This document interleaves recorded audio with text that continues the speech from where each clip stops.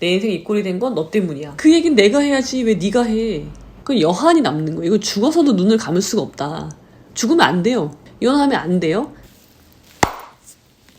예, 여러분 안녕하십니까. 오늘은 즐거운 목요일입니다. 오늘 어떤 말씀을 드릴 거냐면요, 이혼의 타이밍에 대해서 말씀을 드릴게요. 자, 제가 이제 상담을 하다 보면은 그런 분들이 있으세요. 제가 성별로 말씀을 안 드릴게요. 남성인지 여성인지 말씀을 안 드릴게요. 왜냐면 이거는 특정 성의 문제가 아니라 누구에게나 발생할 수 있는 일이기 때문에, 남자이건 여자이건. 그래서 그냥 성별 없이 말씀을 드리겠습니다. 자, 어떤 분이 상담을 하시는데, 아니, 그러니까 이런 경우뿐만이 아니라 이런 경우 굉장히 많아요. 가정이라는 건 뭐예요? 가정이라는 거는 부부가, 가족의 구성원이 공동의 목표가 뭐예요? 일을 함께 하는 거예요. 일. 어떤 일을 하는 건가요? 가정이라는 건요, 행복한 가정을 만드는, 예를 들면 행복한 가정이라는 목표를 향해서 같이 일을 해 나가는 결합체예요. 가정이라는 건. 그러면은 엄마, 아빠, 부부가 있고 자녀가 있고 각자 구성원으로서 역할이 있단 말이에요. 그것을 충실히 이행하면서 행복한 가정을 만들어 나가는 거죠. 그게 일이잖아요. 그 말은요, 각자의 역할이 있단 말이에요. 그게 뭐 성 역할을 말씀드리는 게 아니라 각자 해야 될 역할이 있어요. 역할 분담이 있단 말이에요. 근데 한쪽이 그걸 하지 않아. 그래서 어떻게 해요, 그러면? 이 가정을 깰 수 없잖아. 그러니까는 내가 저놈의 역할까지 다 하는 거예요. 그래서 여러분, 여기서 저놈은요, 저년을 포함합니다. 제가 매번 말씀드리지만. 그러니까 저놈의 역할, 그러니까 저년의 역할까지 제가 다 해야 되는 거예요. 그러면서 가정을 유지해. 그리고 남들이 봤을 때는, 겉으로 봤을 때는 행복한 가정을 만들었어. 근데 지금까지 역할을 하지 않은 저놈이 또는 저년이 이제 와서 이혼을 하자고 요구하는 거예요. 그러면서 이렇게 된 거는 감사하기는커녕, 나의 노력에 대해서 감사하기는커녕 나를 비난해. 그러면서 내 인생 이 꼴이 된 건 너 때문이야 라는 말도 안 되는 얘기로 나를 비난하는 거죠. 여러분, 공자님이 뭐라고 했습니까? 과공비례라고 해서 공손함이 지나친 건요, 예가 아니라고 그랬어요. 그거는 비굴함이라고 했어요. 비굴함. 여러분이 아무리 행복한 가정을 만들기 위해서 상대방이 하지 않은 역할까지 내가 다 하면서, 진짜 그야말로 희생이죠. 나는 희생한다고 하는데 저놈은 나를 희생한다고 보지 않고요, 전혀 고마워하지 않고요, 오히려 나를 비난하고. 그게 뭐예요? 그게 비굴한 거예요. 그건 희생이 아니라 비굴한 거라고 2500년 전에 공자님이 일찌감치 말씀해 주셨고요. 어찌됐건 그게 희생이던 비굴함이던 어쨌든 나는 지켜왔잖아요. 내가 하고 싶은 거 안 하고 돈 쓰고 싶은 거 안 쓰면서 정말 혼자 돈벌이 하면서 쟤는 아무런 책임감도 없이 지 하고 싶은 거 하면서 그렇게 유지해온 가정이야. 근데 이제 살만해. 이제 아이도 다 컸어. 그리고 뭐 부동산도 하나 장만했어. 내 집도 마련했어. 아이도 다 크고. 근데 저놈이 나한테 이혼하지. 아니, 이럴 수가. 이거 너무 억울한 거죠. 그 얘긴 내가 해야지 왜 네가 해. 이건 정당하지 않은 거예요. 내가 정리되면 내가 먼저 하려고 했는데 저놈이 먼저 안 해? 그러면 이거는 나의 자존감이 무너지는 일이고, 아무튼 그래요. 근데 우리가 한 나이가 40이 넘어가고 50대쯤 되면요, 신체가 하나둘씩 망가져요. 기능에 고장이 온단 말이에요. 그러면서 아프잖아요. 심하게 아프면 암이 걸릴 수도 있고, 그런 상황일 때 상대방이 이혼하자고 할 확률이 더 높죠, 사실은. 왜? 귀찮으니까. 병수발하기 싫으니까.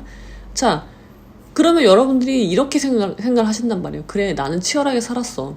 나는 이 가정을 지켰고 아이도 다 잘 키워냈어. 나는 이제 죽어도 여한이 없다 라고 생각하시는 분이 있어요.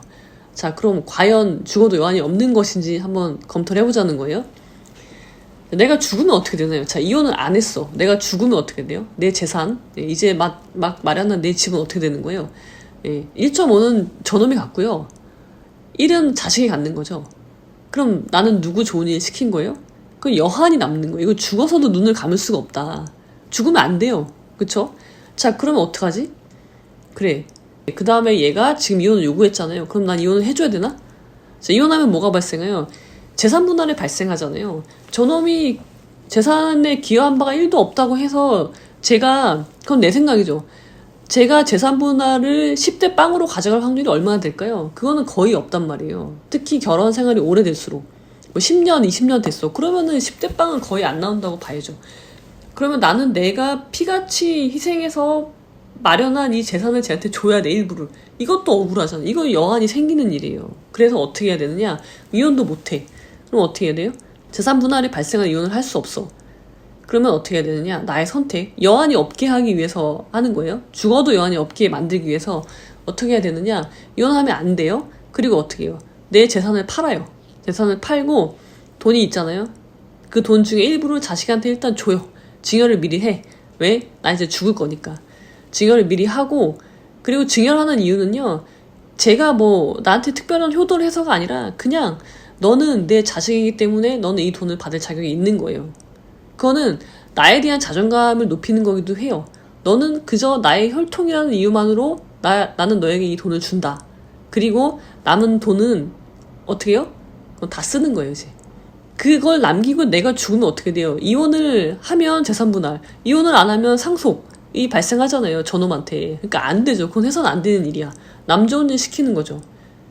여러분이 천사라면 그러셔도 되는데 내가 천사가 아니다 하시는 분들은 그러시면 안 되죠. 그래서 어떻게 해야 돼요? 돈을 다 써. 자, 그동안 나에 대한 보상이에요. 내가 만약에 결혼생활 한 20년 했어. 그러면은 20년 동안 내가 저놈 역할까지 하느라고 고생한 나에 대한 보상을 해주란 말이에요. 그 돈을 다 써요. 여러분 만약에 집을 팔면은 그래도 돈이 몇 억이 되잖아요. 그러면은 그 돈을 내가 한 5년을 잡고 다 쓴다 생각하면은 여러분 정말 되게 바쁘게 쓰셔야 되거든요. 여기저기 막 세계 여행도 다니고 뭐 퍼스트 클래스 타고 다니고 그러면서 돈 벌지 말고 그냥 돈만 쓰는 거예요. 그렇게. 그리고 돈을 다 써. 그리고 난 이제 그때는 죽어도 여한이 없죠. 그리고 만약에 그때가 됐어. 5년이 지났어. 내가 돈을 다 썼어. 땡전 한 푼 안 남았어. 근데 죽고 싶지 않아졌어. 그럴 수도 있죠. 그럼 어떻게 돼요? 그럼 살으면 돼요. 다시 살면 되죠. 치열하게 살면 되잖아요. 그리고 그때는 이혼을 해도 재산 분할할 게 없어. 분할할 재산이 없으니까 쟤도 소송 안 할 거야. 그러면은 아주 원만하게 합의 이혼을 할 수 있겠죠. 그래서 합의 이혼하고 죽고 싶으면 여한 없이 죽어도 되고 죽기 싫으면 다시 치열하게 살면 돼요. 그리고 그때는 얘도 없어. 저놈도 없어.